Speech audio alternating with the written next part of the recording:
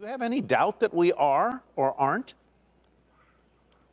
I don't have any doubt, and I don't think that Chair Powell does either. He just was trying to soft pedal a little bit. We are in a mandated recession. That's the important thing to remember, is this is a recession that's a result of an act of God to which we are responding by shutting down our economy.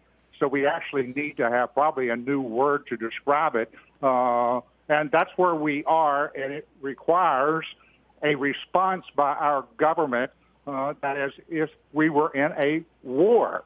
And in a war, essentially, you combine the Treasury and the Fed's balance sheet into what I like to call the Bank of Uncle Sam. And that's essentially what the Treasury Secretary, as well as the Fed Chair, is saying, is the Bank of Uncle Sam is open categorically, and we're going to get the money to Wall Street and Main Street and to workers and especially to small businesses and to believe it because Mr. Powell has a printing press and he gets his ink for free. I'm going to bring Steve in just a minute, but you said something very provocative here. As the government and the Fed goes all in with serious tonnage, we talk about helicopter money. These isn't hell. These are 747s full of money that is coming in here. You say that capitalism is having an emergency, very steamy affair with democratic socialism. The affair will flame out, but it will also profoundly change capitalism's relationship with democracy for a long, long time. By this, I assume you mean the idea that the government is now coming in as the lender of last resort, or maybe the lender of first resort in some cases. The government is coming in as an income guarantor for millions and millions of people, that is where you see a kind of democratic socialism response here. Explain your thinking.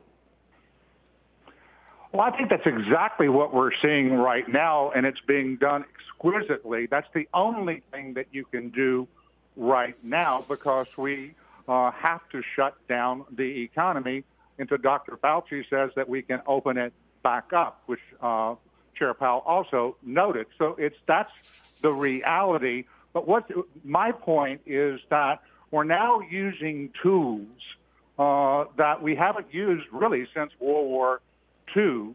And democracy, we the people, are seeing those tools in action. And we're seeing that we have a whole lot more capacity as a government to do good things in the interest of we the people. And I think that is going to change the relationship of capitalism to government. And I think that democracy is going to be in ascendancy in dealing with the underbelly of capitalism, which is gross income and wealth inequality. So I think that we're going to be moving towards a progressive agenda on the other side of this act of God with more verve than we would have thought just a few months ago. Very interesting. Steve, why don't you jump in here and pick up on what Paul is saying? And I'm moved by the idea, as we see the market. I don't know whether this is the big snapback in the market or not. I have no idea. But the market is up a lot, even despite today's news on unemployment claims.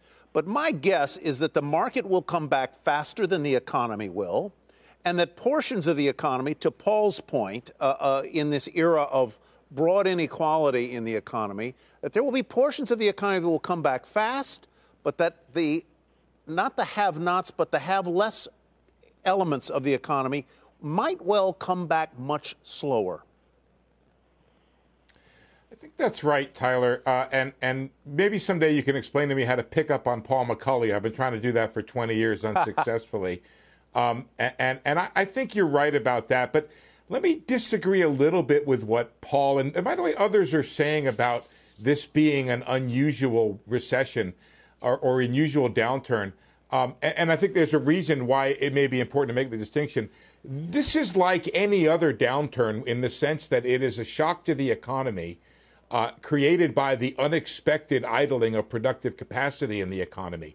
In this case, we did it purposely. In other cases, it happens because of some other reason. For example, the subprime crisis. For example, 9/11. For example, going back to the S&L crisis or whatever created the 92 recession. But it's an unexpected idling.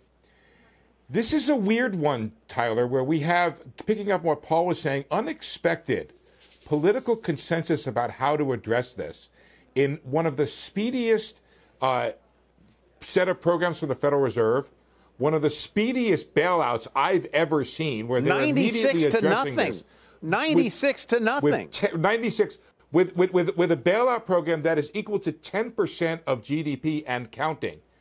So forgive me for a moment of potential optimism here, but in that the reason for the shutdown is voluntary, and we can go back to work. And we have this 10% of GDP stimulus program, plus all the trillions the Fed is going to do. I'm just wondering if it's possible, if a recession is turning the lights off in the factory, if it's possible to turn the lights on more quickly, such that this doesn't end up being a recession, which is defined as a pervasive and protracted downturn in economic activity. Why don't you address that, Paul? I heard Scott Wapner an hour or so ago use the analogy of the lights coming back on, and he was asking a guest, do these lights come back on abruptly, or are they on a dimmer where they come on slowly, gradually? Because, golly, there are a lot of cashiers and waiters and waitresses and cooks and clerks in hotels who may not be rehired anytime soon because demand may not come back all that quickly. I agree with both you and Steve on many fronts. Recession is really not the right word here because of the nature of the shock, which is truly an exogenous shock, whereas our typical recession is a result of endogenous misbehavior, i.e. there's some imbalance in the economy, and that's not the case here. So it truly is an exogenous shock, and actually I think the policy response is exactly what you need, and that's what the market is discounting, is that our economy is a going concern on the other side of this act of God, and that's a great thing for the market to be discounting. At the same time, we have to go through this journey to the other side, and it's going to be very, very painful. I will note, however, that this debate about recession is kind of a sidebar because we are going to have a huge decline, but when we turn this thing back on, we are in growth terms going to be having a huge increase, independent of the fact of what you're saying is right, Tyler, for the simple reason of addition by the elimination of subtraction. All right. We're subtracting now. Can I add just one very quick thing? Last word. Subtracting. Last word, Steve. Quick, please. Yeah, just very quickly to just pick up on Paul. The real key here, and that's one of the things that's so interesting about the stimulus bill, which is trying to keep people employed. The key to how quickly we can rebound is how much of that productive capacity I talked about is destroyed in the process. Factories can go idle and they can come back on, but after a certain time period, they can't. So one of the key things here is to make it so that the lights can come back on, keeping people employed and lending to businesses so they don't go out of business. That's the key, is not losing the productive capacity in the process. Always love talking to both of you guys. Amen. Thanks. Go ahead. Quick thought there, Paul. Amen, Steve. Just wanted to say amen to Steve. Oh, amen to Steve. Always enjoy talking to both of you. Paul McCulley, appreciate it. Steve Leisman, great to hear from you as well.